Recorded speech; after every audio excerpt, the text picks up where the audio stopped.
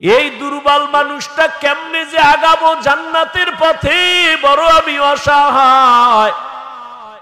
আবার যেই রাস্তা দিয়ে হাইটা যাব ওই রাস্তাও বড় খারাপ। কয় দুনিয়ার বাজার বড় খারাপ, এই বাজারের মধ্যে দিয়েই জান্নাতে ঢোকা লাগবে। কয় বাজারও খারাপ, আমিও দুর্বল। কয় বাজার কেমন খারাপ? নবী বলেন দুনিয়াতে সব থেকে উত্তম জায়গা মসজিদ, আর খারাপ জায়গা বাজার। বাথরুমের নবী খারাপ না কইয়া বাজারের খারাপ কেন বললেন? কয় বাথরুমে এমন অন্যায় হয় না, বাজারে গেলে যেই অন্যায় হয়। এজন্য বাজার খারাপ। কিন্তু কিছু মানুষের ঘুম ভাঙ্গে বাজারে, ঘুম আসে বাজারে। সারাদিন দোকানে বয়ে চায়ের দোকানে সাফাবাজি করবে আর ফাও চা খাইব। এরকম সাফাবাজ আছে না? আওয়ামী লীগের একটারে ভাইলে ফার্ম দিয়া ফিরি 2 কাপ চা, ঠিক নি? বিএমপির একজনের ভাইয়া কয় আওয়ামী লীগ গেছে আর নূহ নবী কিয়ামত হইল আর আসবে না, তোমরা ধান লয়া খাড়ায় যাও। ফার্ম দাউন দিছে, কয় হুদা চা না এর রুডিও দে। খাইয়া লইয়া ফার্ম দিয়ে এরকম 13 কাপ চা খাইয়া লাইছে ফাও। আর একের কথা অন্যের লাগায়া তুমুল ভাবে ঝগড়া, বাজারে আগুন। এজন্য নবী বলছেন বাজার বড় খারাপ আর মসজিদ বড় দামি। খারাপ জায়গায় খারাপ মানুষের আড্ডা, দামি জায়গায় দামি মানুষের আড্ডা। এর যুবক, দুনিয়াতে আমরা বড় দুর্বল। ঢাকা চিড়িয়াখানায় গিয়া দেখবা একটা বাঘের দৈনিক খানা 17 কেজি গোশত পারবেনি। গাজীপুরের কোন খাদক সাহেব 3 বেলায় 17 কেজি মারবে। আমা ফাদ্দালা মাকানান আলা মাকান ওয়া ইনসানান আলা ইনসান। ونشهد أن لا إله إلا الله وحده لا شريك له لا ضد له ولا ند له ولا مثل له. ونشهد أن سيدنا ومولانا محمدا عبده ورسوله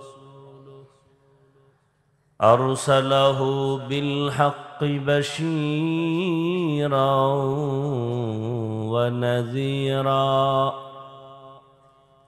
وداعيا إلى الله بإذنه وسراجا منيرا. اللهم صل على محمد النبي الأمي وعلى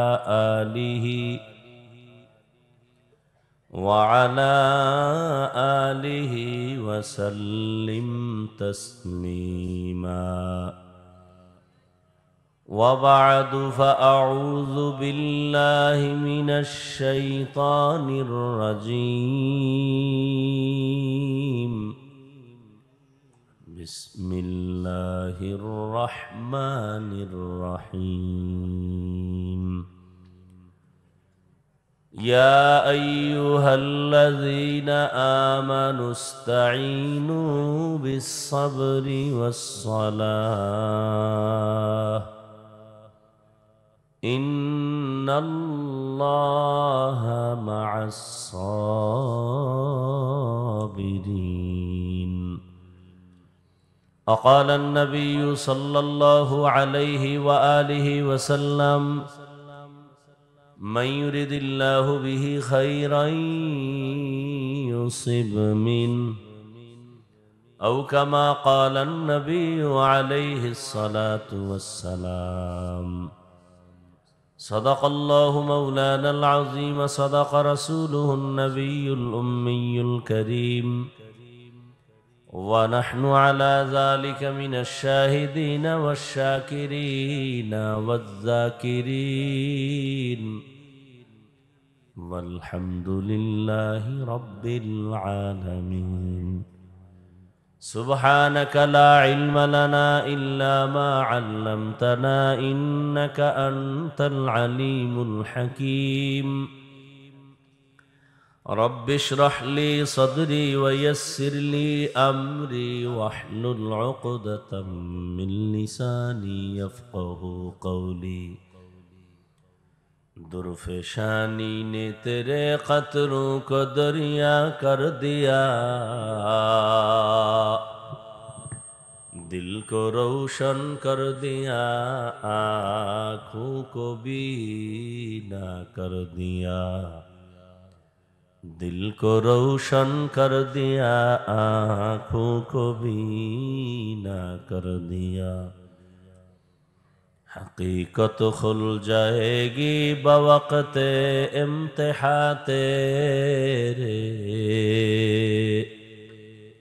कि सुस्ती में या मेहनत में गुजारी जिंदगी तूने कि सुस्ती में या मेहनत में गुजारी जिंदगी तूने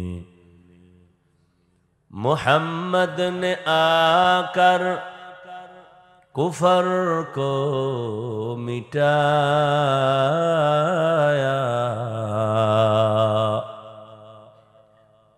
कुफर को मिटाकर सदाकत बताया कुफर को मिटाकर सदाकत बताया জামিয়া মোহাম্মদিয়া ইমদাদুল উলুম কর্তৃক আয়োজিত আজকের এই মাহফিল 17 নভেম্বর 2024 বার্ষিক ইসলামী মহাসম্মেলনে উপস্থিত সভাপতি প্রধান অতিথি বিশেষ অতিথি হযরত উলামায়ে কেরাম অত্র অঞ্চলের বিভিন্ন স্থান থেকে আগত আল্লাহ পাকের আশিকিন জাকিরিন শাকিরিন মুহিব্বিন মুরব্বিয়ানে আযম কলিজার টুকরা আমার সমবয়সী যুবক বন্ধুগণ স্নেহের ছোট ভাই পর্দার আড়ালে মাইকের আওয়াজ শ্রবণরতা সম্মানিত মা ও বোনেরা আল্লাহ পাকের দরবারে শুকর যে আল্লাহ আমাদেরকে পৃথিবীর শ্রেষ্ঠ মজলিস উলামায়ে কেরামের মজলিস গুনাহ মাফের মজলিস তওবা কবুলের এই মজলিসে হাজারো লাখো মানুষের মধ্য থেকে বাছাই করে আসা বসার তৌফিক দান করেছেন নিয়ামতের শুকর আদায়ার্থে ঈমানের আওয়াজকে উঁচু করে এক আওয়াজে উচ্চ কণ্ঠে সকলেই পড়ি আলহামদুলিল্লাহ দরুদ ও সালাম সৈয়দুল মুরসালিন রাহমাতুল লিল আলামিন শফিউল মুজনিবিন খাতামুন নবিয়্যিন সৈয়দুস সাকালাইন ইমামুল মুরসালিন শফিউ আযম रसूल अकरम रहमत आलम नबीउल अरब अल आजम हबीब किबरिया अशरफुल अंबिया सय्यदुल अंबिया शफीअ महशर साक़ी कौसर आका इनामदार मदीना का ताजदार आफताब नबूवत फ़ख्र मौजूदात सय्यदुल मखलूक़ात हज़रत मुहम्मदुर रसूलुल्लाह সাল্লাল্লাহু আলাইহি ওয়া আলিহি ওয়াসাল্লামের উপর সর্বোপরি শুকর যাদের অক্লান্ত পরিশ্রমের মাধ্যমে যে সুন্দর আয়োজন সময় পরামর্শ অর্থ দিয়ে দোয়া করে উপস্থিত হয়ে মাইক লাইট প্যান্ডেলের ব্যবস্থাপনার মাধ্যমে সহযোগিতা যারা করেছেন প্রত্যেককেই আল্লাহ পাক দুনিয়াতে শান্তি পরকালে মুক্তির ব্যবস্থা করে দিন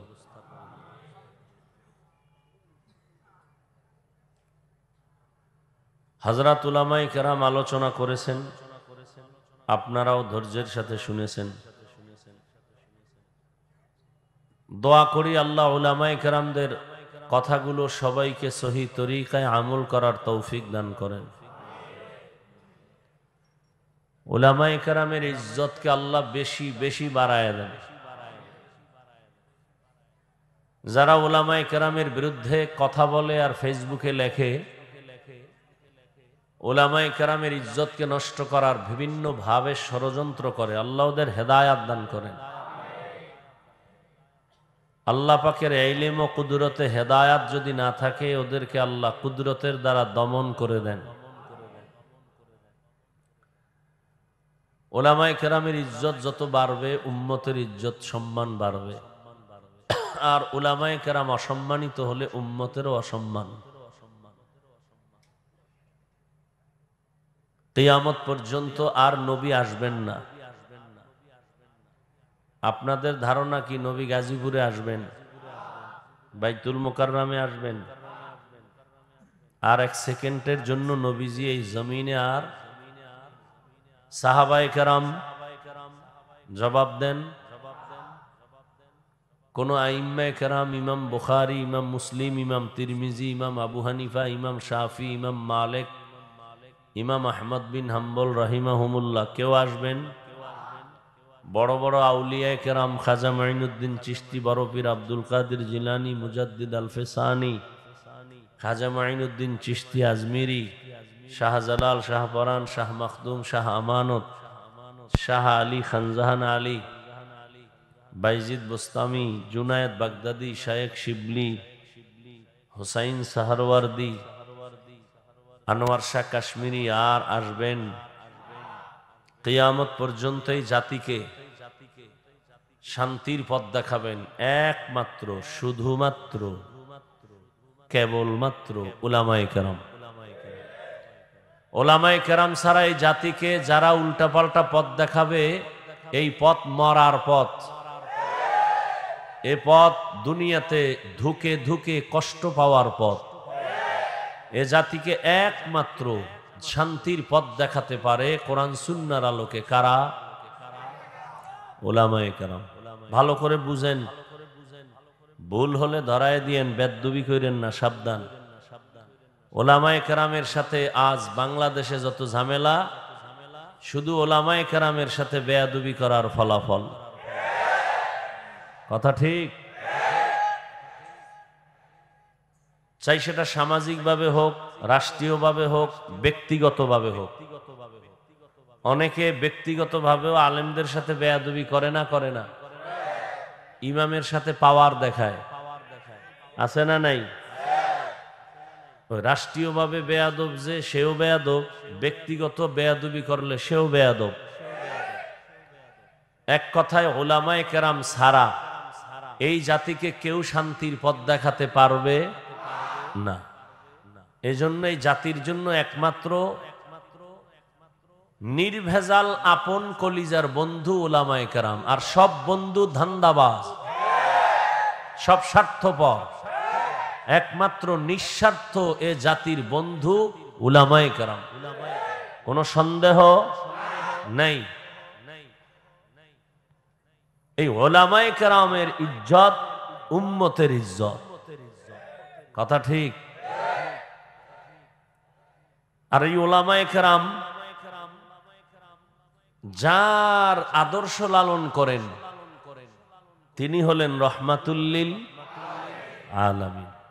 তিনি কেমন পারফেক্ট একজন আদর্শবান ব্যক্তি, যার আদর্শের সাথে পৃথিবীর কারো আদর্শের কোনো মিল নাই। এরপর আমি একটু আগে বয়ান করে আসছি আপনাদের গাজীপুরের আরাক এলাকা। নবীজির আদর্শ ছাড়া, সত্য কথাটা মানেন আর না মানেন, অন্তত স্বীকার করেন, নবীজির আদর্শ ছাড়া আর সুন্দর আদর্শ কার মধ্যে আছে? তাল মিলেন না, বুঝা কোন নাই বললে নবীরটা মানেন না কেন? কথা বলবেন খুব হুঁশের সাথে, তাল মিলেন না। নবীজির থেকে সুন্দর আদর্শ কারো কাছে আছে? থাকলে বলেন। যদি কেউ ভরা মজলিসে দাঁড়ায় বলতে পারেন নবীজির আদর্শ থেকে একটু ভালো আদর্শ আছে শেখ মুজিবুর রহমানের ভেতরে, আমার কথা শুনেন, এরপরে জবাব দিবেন। বহুত লাফাইছেন, একটু থামেন না, একটু ঠান্ডা মাথায় শুনেন। দেশ স্বাধীন হয়েছে না? হয় নাই? নাকে তেল লাগায় ঘুমাইতেছেন না? দেশ স্বাধীন। আর ঢাকার শহরে মহিলারা সাংবাদিকদের নিয়ে বলে আমগো দেহ ব্যবসার অধিকার আবার ফেরত চাই। এজন্য কোনো বেঈমান বিধর্মী না, মুসলমানকে মনে রাখতে হবে। মুসলমান স্বাধীন হয়ে চিৎকার দিবে ওদিন যেদিন ইসলামের স্বাধীন হবে।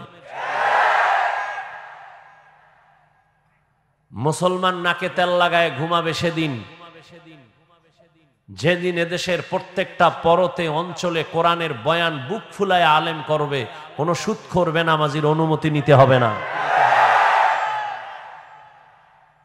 ওখানে বলে আসছি, মাহফিলে যারা বাধা দিবে তাদের নাম লিস্টি করো। ছাত্র জনতার আন্দোলন হয়নি, সফলতা হয় নাই উলামায়ে কেরাম মাঠে না আসা পর্যন্ত। মুসলমান প্রয়োজনে আবার জীবন দিবে। মুগ্ধ কেন? আবু সাইদ কেন আবার জীবন দিবে? কোনো ব্যক্তির জন্য না, নেতার জন্য না, কোনো দলকে ক্ষমতার থেকে নামানোর জন্য আর উঠানোর জন্য না, দেশের জন্য, মানবতার জন্য, ইসলামের জন্য। কাফনের কাফন রেডি রাখো, আবার ডাক আসবে, আবার নামবো, আবার জালেমের বিরুদ্ধে আন্দোলনে নামতে হবে। উলামায়ে কেরাম বুক ফুলায় বয়ান করবেন। কোন নেতা যদি বাধা দেয় লিস্টি করো, কোন প্রশাসনের ব্যক্তি বাধা দিলে লিস্টি দাও, তারা কি বলতে চায় রেকর্ড করো, আবার উলামায়ে কেরাম নিয়ে ময়দানে অবতীর্ণ হব। স্বাধীন কি এর অর্থ ওয়াজে বাঁধা হবে? স্বাধীনের অর্থ কি ইমাম তার মসনদ থেকে বিদায় নিতে হবে? এই সমস্ত যারা করে, আমার মতো কোন হুজুরও যদি লেবাস পইরা উল্টা পাল্টা করে লিস্টি করো, লিস্টি করে কথা রেকর্ড করে আমাদের হাতে দাও। ইনশাআল্লাহ কোন ব্যক্তি কারো উপরে জুলুম করবে, সে যেই হোক, সোনার বাংলায় তাকে ঠাঁই দেওয়া হবে না ইনশাআল্লাহ। আল্লাহ হেদায়াত দান করুন। কেউ যদি দাঁড়ায় বলতে পারেন নবীজির আদর্শ থেকে আরেকটু সুন্দর আদর্শ আছে জিয়াউর রহমান সাহেবের কাছে, আল্লাহর জাতের কসম, আমি নবীরটা বাদ দিয়ে আমি জিয়া সাহেবেরটা নিব, আমি নবীরটা বাদ দিয়া শেখ মুজিবের সাহেবেরটা নিব। আমার ইমানের কথা আমি বলছি, ভালো করে বুঝবেন, তারপরে আওয়াজ দিবেন। রসুলের থেকে আদর্শ যদি কেউ বলে আব্রাহাম লিঙ্কনের মধ্যে আছে, আমি তারটা নিব, নবীরটা বাদ, পারবেন? পৃথিবীতে ১৫০০ বছর পর্যন্ত বহু পণ্ডিত আদর্শ বিক্রি করেছে, কিন্তু কেউ শান্তি দিতে, এক কথায় জবাব, পৃথিবীর সব ব্যক্তির বানানো আদর্শ নাপাক, একমাত্র মদিনার রসুলের আদর্শই হলো পাক। আমার রসুলের আদর্শ কেমন পাক, আর অন্যদেরটা নাপাক কেন? পুরা মানুষটাই নাপাক, খায় নাপাক, 3 বেলা খাইয়াও মদের বোতল লয়ে দৌড়ায়। তাহলে দেমাগ ভালো না নষ্ট? নষ্ট, দেমাগের থিওরি নষ্ট। 3 বেলা খাইয়াও এরপরে গাঞ্জা খায়, 3 বেলা খাইয়া বিড়ি টানে, আল্লাহর দেয়া নিয়ামত খাইয়া নাপাক খায়। নাই, যত বড় নেতা তত বড় ব্রেন নষ্ট, যত বড় তত বড় মদের বোতল। দেমাগ ঠিক আছে? নাই। খবর নাও, বৌরে মা কয় কোন সময় মদের বোতল খাইয়া। কথা ঠিক? সত্য কথা মানো আর না মানো, অন্তত স্বীকার করো। আর রসুল কেমন পাক, যে রসুলের ৬৩ বছর হায়াতে ভুলেও কোনোদিন একটা মিথ্যা কথা বলেন নাই। আমার রসুল কেমন পাক, যে নবী ৬৩ বছর হায়াতে কোনোদিন কাউকে একটা গালি দেন নাই। হাজারো গালি বেঈমানরা দিছে, নবী একটা গালির জবাবও দেন নাই। আরো আশ্চর্য কথা, যে নবীর ৬৩ বছর হায়াতে কোনোদিন চোখ দুইটা গরম করে কারো দিকে তাকান নাই। সেই নবীর আদর্শ কত সুন্দর। আঙ্গুলের নখগুলো কেমনে কাটবেন, সেখানে রসুলের আদর্শ। জুতা দুইটা কেমনে পরবেন সেখানে নবীর আদর্শ।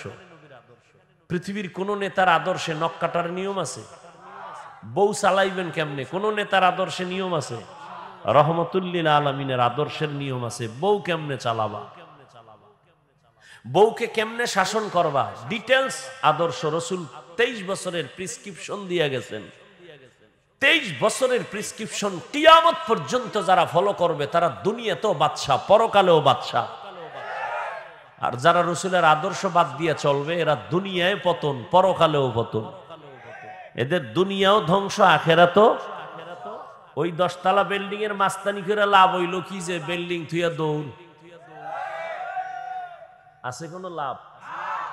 চেয়ারম্যান সাহেবের চেয়ারের মেয়াদ শেষ, আমগো হুজুর গো মেয়াদি নাই, শেষ কি? কেন? এ সম্মান টাকা দিয়া কিনি নাই। কে দিছেন? টাকা দিয়া সম্মানের চেয়ারে বসলে ফুলের মালার পরে জুতা। আর আল্লাহর দেওয়া সম্মান যারা পায় তারা দুনিয়াতেও বাদশা, মরার পরেও বাদশা। আল্লাহটা নেও। আমি তো আলেম হইতে পারি না, কেমনে নিমু? আলেমের সাথে সম্পর্ক রাখো, মোহব্বত রাখো, দুশ্মনী রাখিও না। তো দেখবা আলেম যেই চেয়ারে বসবে বিছানায়, তোমাকেও আল্লাহর পাশের চেয়ারে সম্মান দিবেন। আলেম যেই সম্মান পাবেন আল্লাহর থেকে, আলেমের সাথের বন্ধু সেই সম্মান পাবে।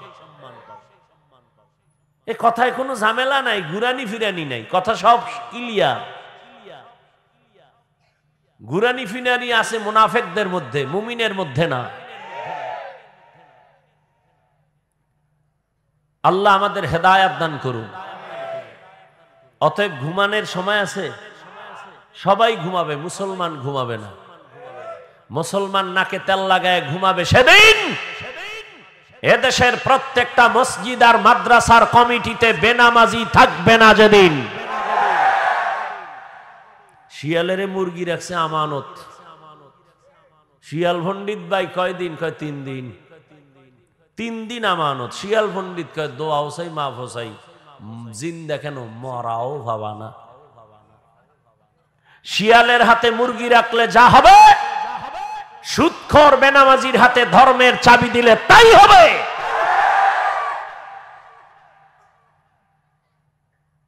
আল্লাহ হেদায়েত দান করুন, আল্লাহ হেদায়েত দান করুন। ইমাম সাহেব নিরপেক্ষ থাকতে হবে। কেন? সবার বড় দায়িত্ব। আমি বলি ইমাম সাহেব যদি নিরপেক্ষ থাকে, কমিটির প্রত্যেক সদস্যকে নিরপেক্ষ থাকতে হবে। আর কমিটির লোক যদি পচা রাজনীতি করে, ইমাম সাহেব মাইক লাগায়া ইসলামের কোরআনের রাজনীতি করবে। আপনাদের কি মত? ইসলাম বা কোরআনে রাষ্ট্রনীতি নাই? যারা বলে ইসলামে বা কোরআনে রাজনীতি নাই, তারা কি বুঝাইতে চাইলো? যে কোরআন ও ইসলাম সব দিক থেকে কমপ্লিট, একদিক থেকে দুর্বল।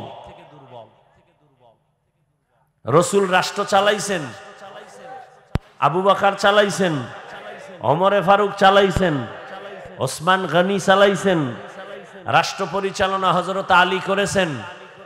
ভালো করে লিখে রাখো, পৃথিবীর শ্রেষ্ঠ রাজনীতির কিতাবের নাম কোরআন। পৃথিবীর শ্রেষ্ঠ রাজনীতির শিক্ষক আমার রসুল। পৃথিবীর শ্রেষ্ঠ রাজনীতির পার্লামেন্ট মসজিদে নববী। আর বলে মসজিদে রাজনীতি চলবে না। হ্যাঁ, মসজিদে দাঁড়ায় মেম্বারে নৌকার ভোট চাইলে, ধানের ভোট চাইলে, অন্য ভোট চাইলে যদি সমস্যা না হয়, তাহলে ইমাম সাহেব ইসলামের কথা বলবে, কোরআনের হাত দিয়ে আল্লাহর মোহব্বতে ভোট চাইবে, এতেও কোনো সমস্যা হবে না। আপনারা সবাই ইসলাম চান না? চান, কিন্তু এরপরও হয় না কেন? ভোটের আগের রাত্রের হাদিয়ায় কেবলা ঘুরে যায়। ঠিক নি? বর্তমান বাংলাদেশে চেয়ারম্যান আছে আলেম, জানেননি? বর্তমানে আমাদের আপনাদের প্রিয় বক্তা চেয়ারম্যান না, রানিং মুফতি হেদায়েতুল্লাহ আজাদি বরিশাল। বিবারিয়া চেয়ারম্যান আলেম মুফতি আমজাদ হোসাইন। সারা বাংলাদেশের চেয়ারম্যান এক জায়গায় করেন, আর এদেরকে এক জায়গায় করেন। নোয়াখালী আছে খালেদ সাইফুল্লাহ সাহেব, বুড়া মানুষ, সাইকেলে লইয়া বাড়ি বাড়ি মানুষের সরকারের বরাদ্দ চাউল মাইপা মাইপা দিয়ায়। রাজনীতি শিখায় গেছে রসুল, তুমি কি রাজনীতি শিখাবা? রসুল শিখায় গেছেন। ওমরে ফারুক খেলাফতে, নবী নাই, আবু বকর নাই, এরপরে কে আছেন? রাষ্ট্রের ক্ষমতায় কে আছেন? ওমর। ঈদের বাকি একদিন, রোজার ঈদ, বিবি একদিন আইসা কয়, আমগো বাজার টাজার লাগবে না, কিন্তু বাচ্চাদের কিছু পোশাক লাগে, একটু কেনার ব্যবস্থা করেন। যার হাতে পুরা দুনিয়া হাতে, অর্ধজাহানের খলিফা, শয়তান ওমরের ভয় পায়। হ্যার খানে বিবি কয়, সন্তানের পোশাক নাই, ঈদের বাকি আছে একদিন, পোশাক নিয়ে আসেন। ওমর কি কয়? পোশাক কেনার টাকা নাই। কি নাই? পোশাক কেনার টাকা নেই। বিবি বুদ্ধি দেয়, যেহেতু টাকা নাই বলছেন, একটা পরামর্শ। কি? তা আপনি যে অর্থ মন্ত্রণালয়ের দায়িত্ব যারা দিছেন, তার কাছে একটা চিঠি লেখেন যে আমাকে 1 মাসের অগ্রিম বেতন দাও, 1 মাসের অগ্রিম বেতনটা পাঠায় দাও। বিবির কথা শুই না ওমর কা ঠিক আছে, এবার চিঠি লেখলেন। অর্থ মন্ত্রণালয়ের জিম্মেদার আবু ওবায়দা ইবনুল জাররার রাদিয়াল্লাহু আনহু, তার কাছে হযরত ওমর চিঠি লেখলেন, এই আবু ওবায়দা, আমার আগামী মাসের বেতনটা একটু দিলে একটু ভালো হয়, সামনে ঈদ আসতেছে তো। বার্তাবাহক চিঠি নিয়ে চলে গেলেন। ওমরে ফারুকের চিঠি অর্থ মন্ত্রণালয়ের জিম্মেদার আবু ওবায়দা ইবনুল জাররার হাতে দিলেন। চিঠি খুইলে আবু ওবায়দা কাঁদতেছেন। আরে ওমর এমন কি কইল যে আবু ওবায়দা কাঁদেন? আবু ওবায়দা উল্টা আরেকটা চিঠি লিখলেন ওমরের কাছে, আর বলে দিলেন, এই বার্তাবাহক যাও, আমার চিঠি ওমরের কাছে দাও। চিঠির মধ্যে 2টা প্রশ্ন করেছি, যদি আমার খলিফা জবাব দেয় আমি টাকা নিয়ে আসবো, আমি নিজে। 2 প্রশ্ন তুমি দেখো না, তাকে দিয়ে দেখাও। লেখা চিঠি কাভার করে দিয়ে দিস। ওমরের কাছে যখন উল্টা সিডি আইছে, খুইলা ওমর কাঁদতেছে। ওমরের চোখে পানি। এই আবু ওবায়দা, আমি খেলাফতের দায়িত্বে, অর্ডার দিলেই তো, টেলিফোন করলেই তো গোষ্ঠী শুদ্ধ দিয়ে দিবি, টাকার অবস্থা কেন? প্রশ্ন 2টা। আবু ওবায়দা বলে, টাকা আমি দিব, তবে আমার 2 প্রশ্নের জবাব দেন। আপনি যে 1 মাসের অগ্রিম বেতন চাইছেন, আগামী 1 মাস আপনি বাঁচবেন কিনা তার গ্যারান্টি দেন। রাজনীতি বলে ইসলামে নাই। দ্বিতীয় প্রশ্ন, আপনি আজকে চেয়ারে বসে আছেন, আগামী 1 মাস আপনারে জনগণে চেয়ারে খলিফা রাখবে কিনা? জবাব দেন। আপনি যে এখন বইয়া রইছেন চেয়ারে প্রধান, আগামী 1 মাসের যে বেতন নিবেন, ওই 1 মাস আপনারে জনগণ রাখবে না জোহরের আগে দৌড় দিবেন? কি রাজনীতি বুঝে না? হুজুরেরা কি বুঝে? হুজুরেরা যা বুঝে, এটা বুঝার মেধাই তো তোমার নাই। পৃথিবীর শ্রেষ্ঠ বুদ্ধির কিতাবের নাম কোরআন। এই কোরআন যার কাছে আছে, সে হলো পৃথিবীর শ্রেষ্ঠ বুদ্ধিজীবী। আপনি 1 মাসের বেতন চাইলেন, জনগণ আপনার 1 মাস রাখবে কিনা? ওমর কাঁদে আর আল্লাহ, আবু ওবায়দাকে তুমি কবুল করো। আবু ওবায়দা আমাকে সতর্ক করে আমার অন্তরের কলবের চক্ষু খুলে দিছে। মানুষের দাম বেশি না বাঘের দাম বেশি? মানুষ কার গোলাম? হ্যাঁ, ভালো করে মুখস্থ করো, পেছ লাগায়ও না। বাঘ মানুষের গোলাম, গরু মানুষের গোলাম। মানুষ কার গোলাম? এটা 3rd ক্লাসের মানুষ, চাষি, চাষ করে। এরা কি বড় শিক্ষিত? যারা লাঙ্গল চালায়, গরু দিয়া চাষাবাদ করে। এই খেয়াল করেন, এই একটা চাষি লোক আউযুবিল্লাহ পারে না, ধন্যবাদও কইতে পারে না, ওয়েলকাম কইতে পারে না। এই চাষি একটা গরু রেখা, এই গরু দাঁড়া, দাঁড়ায়নি। সত্য কথা কইন, গরু ডাইনে যা, যায়নি। বামে যা, যায়। হ্যাঁ, কুত্তারে আল্লাহ বুদ্ধি দেয় না, মানুষকে দিছে। একটু ভাবো, একটা চাষির কথায় যদি গরু দাঁড়ায়, ডানে যায় বামে যায়, একজন খাঁটি আল্লাহওয়ালার কথায় কেন বাক চলবে না? এই কথাটা আমগো দেশের কিছু কিছু টুপিওয়ালার মাথায় ঢুকে না। এই জন্য ওলিয়া উলিয়ার সাথে বেয়াদবিমূলক কথা বলে, বলে আমরা ওলি মানি না, আউলিয়া মানি না। আমি সারা দেশে কসম খায়া কইছি, যারা ওলি মানে না, আউলিয়া মানে না, তারা কোরআন মানে না, হাদিসও মানে না। এরা বাতিল। এদেরকে যারা বাতিল বলে না, তারাও বাতিল। ইয়া আইয়ুহাল্লাযীনা আমানুস্তাঈনু বিস-সাবরি ওয়াস-সালাহ ইন্নাল্লাহা মা'আস-সাবিরিন।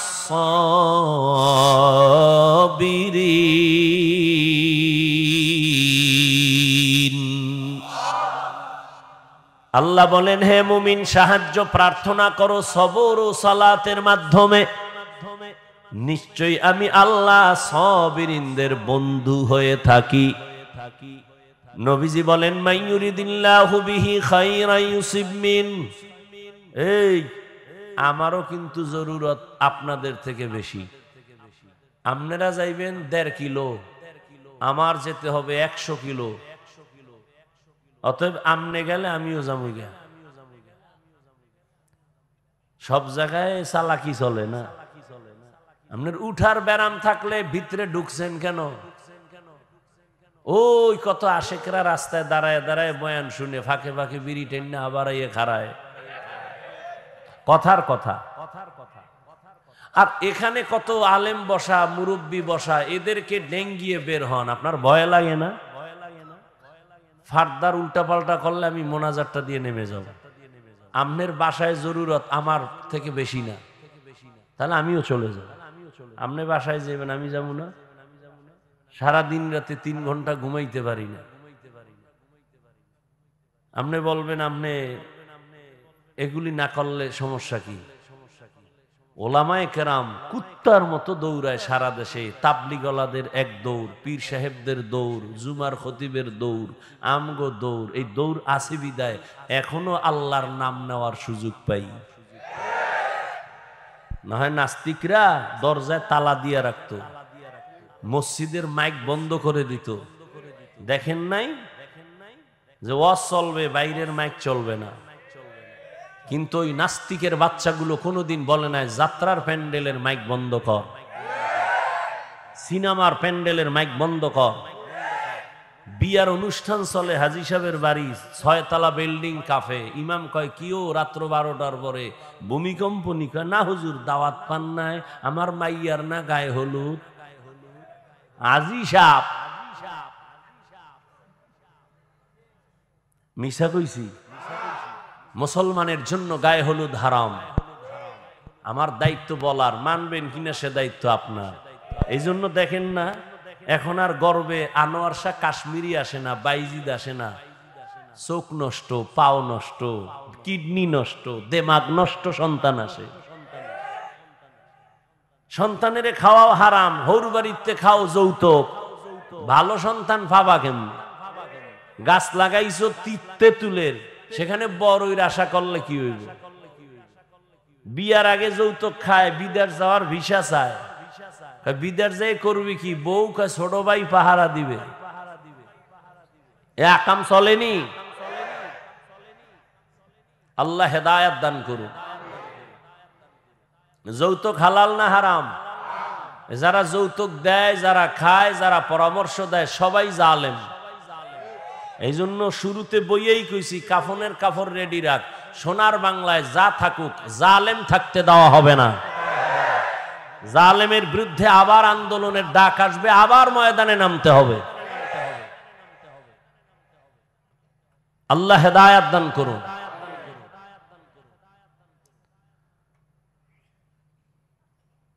আল্লাহর নবী বলেন, মাইয়ুরিদিল্লাহু বিহি খাইরান ইউসিব মিন, আল্লাহ যাকে বেশি ভালোবাসেন, মোহাব্বত করেন, তাকে মুসিবত দিয়া পরীক্ষা নিবেন। তাহলে বোঝা গেল আল্লাহর পক্ষ থেকে মুসিবত একটা নেয়ামত। এজন্য আল্লাহর খাস ওলিরা কোন মুসিবত আসলে নিয়ম ছিল ইন্না লিল্লাহ বলা, কিন্তু তারা বলতেন আলহামদুলিল্লাহ। নেয়ামত পাইলেন আলহামদুলিল্লাহ বলে, আপনি কেন আলহামদুলিল্লাহ বলেন? আল্লাহর ওলি জবাব দিতেন, আমার উপরে যে আল্লাহ মুসিবত দিয়েছেন, আমার বড় খুশি লাগতেছে, আল্লাহ আমার দিকে কুদরতের নজর লাগাইছেন। এটা বড় নেয়ামত। স্বামী আর স্ত্রী ঘর করে, স্ত্রী বড় আল্লাহওয়ালা। হঠাৎ একদিন ডেকে বলে, স্বামী আমার, আমারে তুমি ভালোবাসুনি? কয় হ্যাঁ। কেমন? কয় সীমাহীন, দলিল প্রমাণ। তুমি আমার জীবন, তুমি আমার মরণ, তুমি যখন যা চাইবা আমার জীবন দিয়া রেডি। কয় চাইলে দিবানি? কয় কসম, চাইলেই দিয়া দিব। ম্যাডাম কয় ঠিক দিবানি? কাহা? কয় তালাক দাও। কি চাইছে? স্বামীর মাথা গরম হয়ে গেছে, কইলা কি? এটা সারা অন্য কয় না, ওয়াদা করেছো চাইলেই দিবা, দাও। দুইজনের ভেতরে মৃদু একটু তর্ক লাগছে, সমাধানের জন্য নবীর দরবারে রওয়ানা। রাস্তার মাঝে গিয়া স্বামী বেচারা হঠাৎ করে পিছলে পড়ে পা ভেঙ্গে গেল। কান্না করে, ও মালিক, আমারে বাঁচায়া দাও, তোমার কুদরতের নজর দিয়ে আমারে সুস্থ বানাও। স্ত্রী হাত ধইরা কয়, নবীর দরবারে যাওয়ার দরকার নাই, চলো বাড়ি যাই। বাড়ি যাইয়া স্বামীর কাছে কয়, স্বামী, আর আমি তালাক চাই না, মাপ চাই, কথা উড্ড করে নিলাম। স্বামী কয়, যদি নাই চাও তো চাইলা কেন, বললা কেন, বলার পরে উড্ড কেন করলা? কয়, রসূলের হাদিস কি তুমি জানো না? আল্লাহ যাকে ভালোবাসবেন তাকে মুসিবত দিয়া পরীক্ষা নিবেন। আমি তোমার ঘরে এত বছর সংসার করলাম, কোনদিন একটা মুসিবত দেখলাম না, কোনো কান্না দেখলাম না, আহ শব্দ দেখলাম না। ভাবলাম যেখানে মুসিবত নাই সেখানে আমার মালিকের দয়ার নজর নাই, যেখানে মালিকের দয়ার নজর নাই ওখানে রহমত নাই, যেখানে রহমত নাই সেখানে আমিও নাই, এজন্য তালাক চাইছি। কিন্তু রাস্তায় গিয়া যখন পড়ে গেছো, পা ভেঙ্গে গেছে, আমার মালিকের কুদরতের মায়ার নজর চলে আসছে, মুসিবত। ভাবলাম আল্লাহর রহমত শুরু হয়ে গেছে।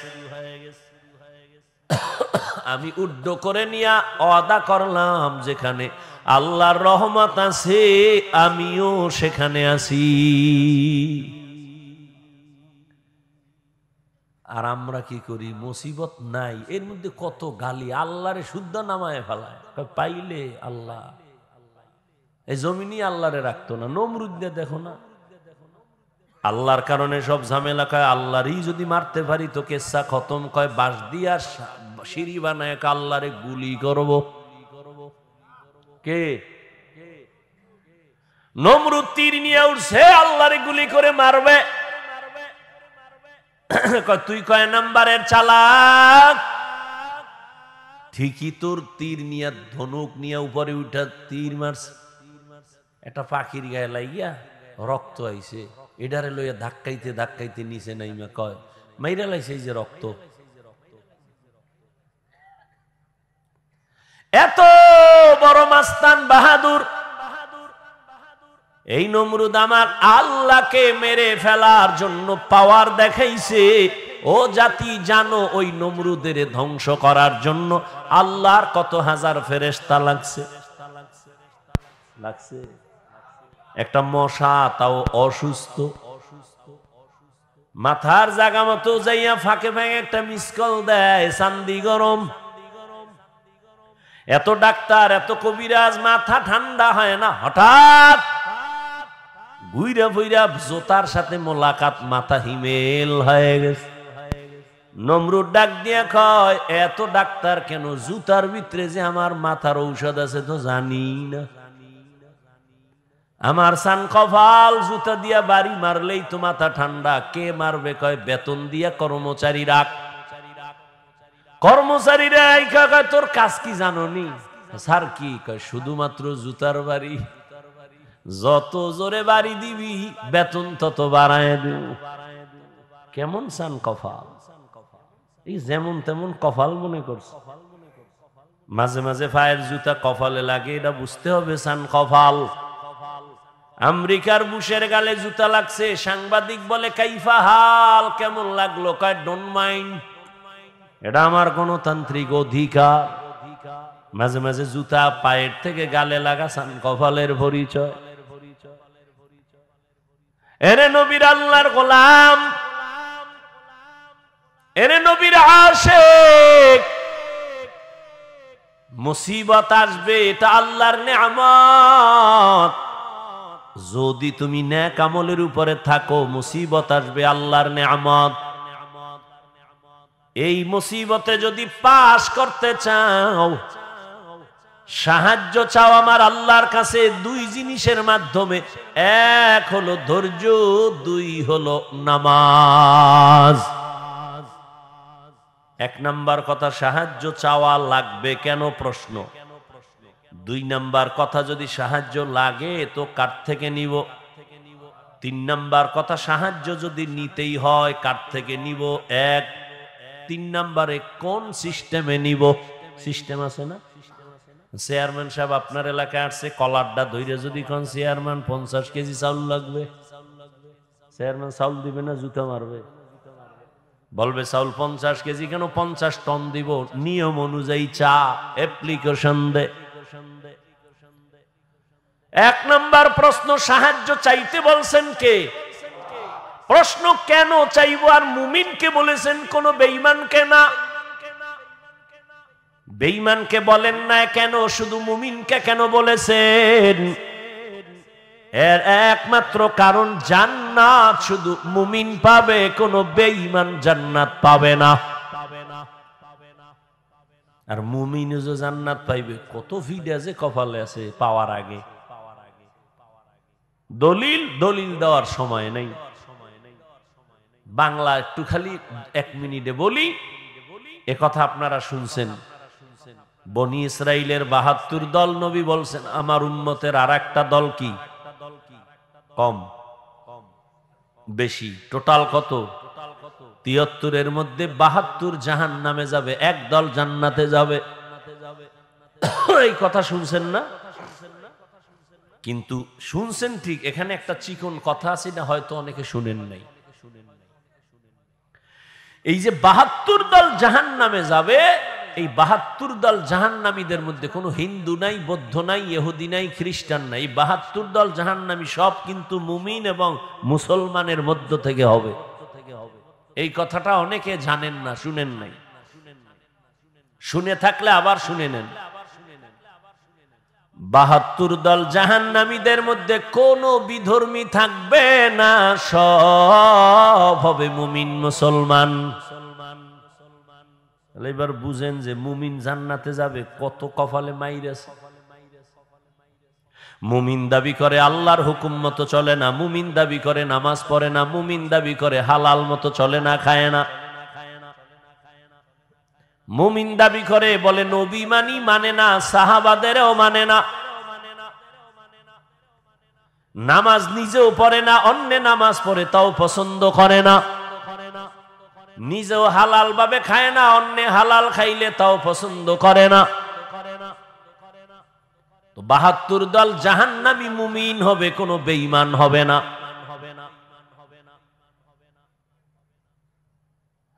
আল্লাহর নবী বলেন, সাহায্য চাইবা কেন? কয় দুর্বল মানুষের জন্য সাহায্য। আমরা কি দুর্বল নি?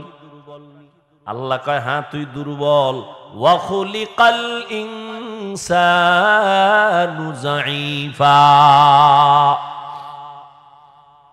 আমি আল্লাহ মানুষ বানাইছি দুর্বল করে। মানুষ তুমি কতটা দুর্বল! একটা ছাগলের বাচ্চা যখন দুনিয়াতে ভূমিষ্ঠ হয়, নজর করে দেখছো ডানে বামে কোনো সাহায্যকারী নাই। বকরি তার বাচ্চাটা প্রসব করা মাত্র 4 পায়ে বকরি সাথে সাথে দাঁড়ায় যায়, ঠিক নেই? আর আমরা মানুষ কত দুর্বল! আম্মাজানের পেটে যখন প্রসব বেদনা, আম্মাজানের আওয়াজ আমার ঘরের বাহিরে যায় না, কিন্তু আমি যেদিন দুনিয়াতে আসব, আম্মাজানের কণ্ঠের আওয়াজ আর কান্নার আওয়াজে পাশের বাড়ির মানুষ ঘুমাইতে পারে নাই। আমার দাদি আর নানি আমার আম্মাকে সান্ত্বনা দিছে, কাঁদিও না, কিন্তু আম্মাজান কান্না করছেন আর বলছেন আমি মইরেই যাব। 7 আসমান আমার উপরে চাপানো। আমার দাদি আর নানিরে হঠাৎ করে আমার আম্মা কইছে তাড়াতাড়ি সরে যাও, মনে হয় বাঁচবো না, 7 আসমান আমার উপরে। এই সময় কত মা মরে যায়। তাড়াতাড়ি 1 মিনিটের জন্য আমার স্বামীকে আমার কাছে দাও, তোমরা বের হও। আব্বাজানের আইনা, আম্মাজান আব্বার হাতটা ধরে কাঁদে আর কয় স্বামী, মা বাবার আদর চাইরা তোমার ঘরে আসছিলাম, মন ভইরা খেদমত করতে পারি নাই, দয়া করে আমারে মাফ করে দাও।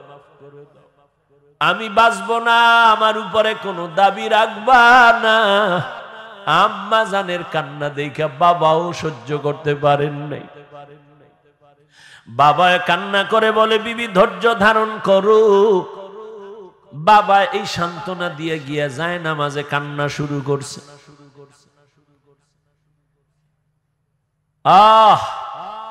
ও সন্তান, জীবনের চামড়া খুইলা যদি মায়ের জুতা বানাইয়া দিতি, আর ওই জুতা দিয়া মা যদি জীবন ভর আরামে চলতো, তারপর ওই প্রসব রাতের বেদনার কান্নার ঋণ কোনদিন আদায় হতো না। জীবনের মূল কষ্ট মায়ের প্রসব বেদনা, 7 আসমান 7 জমিন তখন মায়েরই মাথায়।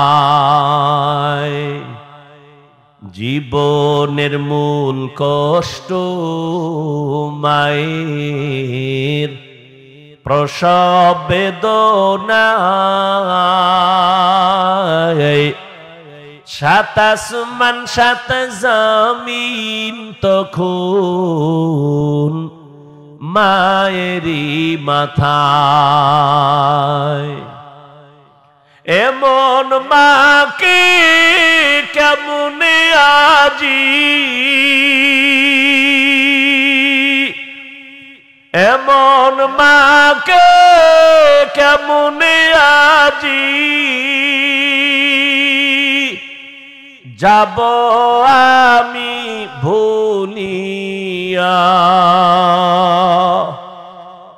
ও আমার প্রাণের মা, মা গো মা, কোথায় গেলে মোরে ছাড়িয়া, জনম দুঃখী ইয়াতীম আমি, চাই না কেহ ফিরিয়া। আমি যখন ছিলাম আমার মায়েরই উদরে, চলাফেরা করলেন যে মায় কত কষ্ট করে।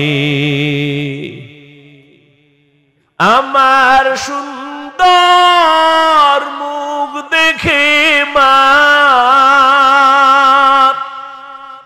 আমার সুন্দর মুখ দেখে মার ব্যথা যায় দে হাসাইয়া। ও আমার প্রাণের মা, মা গো মা, কোথায় গেলে মোরে ছাড়িয়া। জনম দুঃখী ইয়াতীম আমি, চায় না কেহ ফিরিয়া। আম্মাজান যখন বেহুশ হয়ে পড়ে গেলেন, আমি দুনিয়াতে আসব, আমার দাদি নানি আমাকে ধরলেন আর আমাকে পরিষ্কার করে। আম্মা হুশ নাই, একটা চিৎকার দিয়া বেহুশ হয়ে গেছে। দাদি নানি কয় তাকায় দেখ ফুটন্ত গোলাপ। যেই মায়ের মাথায় সাত আসমানের বোঝা, চোখে পানি, ওই মা মুহূর্তে আমার চেহারা দেখা সাথে সাথে কষ্টগুলো দূর হয়েছে। আম্মা জান আমাকে কোলে টেনে নিয়েছে। দাদি নানি কয় দুধ দাও। আম্মা জান দুধ দেয়, আমি গিলতে পারি না, আমার ঠোঁট থেকে গাল বেয়ে পড়ে গেছে। কত দুর্বল বান্দা, কত মাস্তানি করো। আর একটা ছাগলের বাচ্চার দিয়ে তাকাও, চার পায়ে নিজে নিজে দাঁড়াইয়া, কেউ রে দেখাইয়া দেওয়া লাগে না মায়ের ওলান কই, দুধ কই। বাচ্চা নিজে খুঁজা খুঁজা মায়ের ওলানে মুখ লাগাইছে। তাকায়া দেখে মায়ের ওলানটা শক্ত, দুধ আসে না। আমার আব্বা জান যদি আমি দুধ না পাইতাম, ডাক্তারের কইতো ঔষধ দাও, বাচ্চা দুধ পায় না। কিন্তু বকরির বাচ্চাটা দুধ না পাওয়ার কারণে কোনো ডাক্তারের কাছে যায় নাই। আল্লাহ ওরে এমন ভাবে বানাইছেন, ওর পুরা মাথার মধ্যে কপালের অংশ বড় শক্ত। ও নিজে একটা ইঞ্জিনিয়ার হইয়া জন্ম নিছে। শক্ত ওলানটারে কেমনে নরম করলে দুধ আসবে, মাথার এই অগ্রভাগ দিয়া জোরে জোরে আঘাত করেছে। মায়ের ওলানে দুই তিনটা আঘাত করা মাত্র মায়ের ওলানটা দুর্বল হয়ে গেল, মুখ লাগাইল, দুধ আসলো, পেট ভরে গেল। একটা বকরির বাচ্চার কাছে মানুষ কত দুর্বল। আল্লাহ বলেন জমিনে মানুষের মতো দুর্বল কোন প্রাণী আমি বানাই নাই। পিপিলিকার কাছেও দুর্বল, মশার কাছেও দুর্বল। মানুষের বানানো 2 টাকা দামের একটা বেলেটের কাছেও বড় দুর্বল। খানার বেলায় দুর্বল, ঘুমের বেলায় দুর্বল, মেধার বেলায় দুর্বল। সবাই এমবিবিএস ডাক্তার, এফসিপিএস এর সার্টিফিকেট নেওয়া, এফআরসিএস এর সার্টিফিকেট নেওয়া, কিন্তু এরপরও এক একজন আর একজনের কাছে কেমন দুর্বল। মেডিসিনের ডাক্তারের কাছে গিয়া যদি কই আমার গলায় আওয়াজ হয় না, কি করুম? কয় এই বিষয় আমি ডাক্তার না। কয় কি করুম? কয় নাক কান গলার কাছে যাও। নাক কান গলাওয়ালা আমার নাক কান গলা দেখবে, যদি বলি পেটে সমস্যা, আমি সরি পারবো না। দুনিয়াতে একে অন্যের কাছে মেধার বেলায় দুর্বল। দুনিয়ার মেধা, আখিরাতের লাইনে ধর্মের মেধায়ও সবাই দুর্বল। যে ব্যক্তি কোরআন পড়তে পারেন না, যে করতে পারে তার কাছে দুর্বল। যে কোরআনের শুধু রিডিং পারে, অর্থ জানে না, অর্থ জাননেওয়ালার কাছে দুর্বল। যে অর্থ জানে, তাফসীর জানে না, তাফসীরওয়ালার কাছে অর্থ জাননেওয়ালা দুর্বল।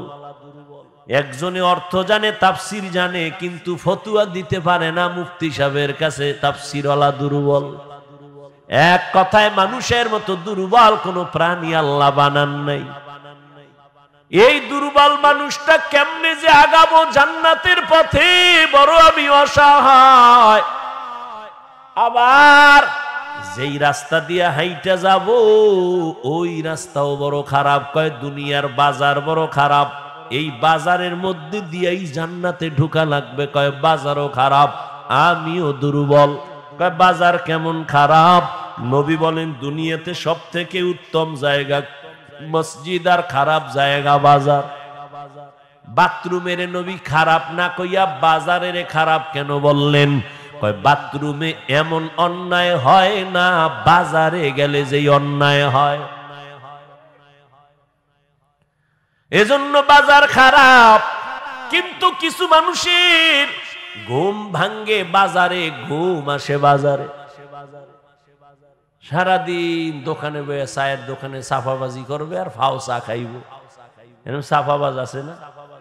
আওয়ামী লীগের একটারে ভাইলে ফার্ম দিয়া ফিরি 2 কাপ চা, ঠিক নি? বিএমপির একজনের ভাইয়া কয় আওয়ামী লীগ গেছে আর নূহ নবী কিয়ামত হইল আর আসবে না, তোমরা ধান লয়া খাড়ায় যাও। ফার্ম দাউন দিছে, কয় হুদা চা না এর রুডিও দে।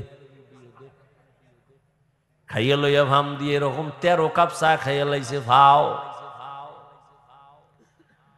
আর একের কথা অন্যের লাগায়া তুমুল ভাবে ঝগড়া, বাজারে আগুন। এজন্য নবী বলছেন বাজার বড় খারাপ আর মসজিদ বড় দামি। খারাপ জায়গায় খারাপ মানুষের আড্ডা, দামি জায়গায় দামি মানুষের আড্ডা। এর যুবক, দুনিয়াতে আমরা বড় দুর্বল।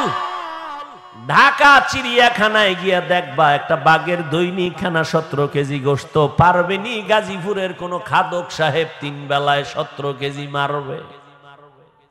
আছে? না থাকলে কি হইব? ধাক্কা ধাক্কি চলে। ডাক্তার কইছে মিষ্টি খাবি না, হারাম। হে গেছে মিলাদুন নবীর জেলাফি খাইতে মসজিদে, ঠিক নি? এক হাত দিয়ে 1 প্যাকেট লইয়া মানুষের ভিড়ে তল দিয়ে আর 1 হাত ঢুকায় দিছে। পিছন দিক দিয়ে একজনে তাকায় দেখে ও 2টা টানে, আমি একটাও পাই না। ওর বগলের তলের ডাটাই না দৌড় দিছে। আর কি পেছন দিয়া ধইরা মাইর। এবার 2 জনে ধাক্কা ধাক্কি করতে করতে যেই প্যাকেটটাও পাইছিল পায়ের তলে ভইরা ভর্তা। কতক্ষণ পর ধাক্কা ধাক্কি কইরা ঘামায় গেছে, তাকায় দেখে পিছেও কেউ নাই, মসজিদ খালি, আমরা 2 জন। কানে ধইরা তওবা করে, আর জীবনে মসজিদে আমু না। কেন? কয় প্যাকেট ভাই নাই। খাওনের জন্য পাগল। কত পারবি?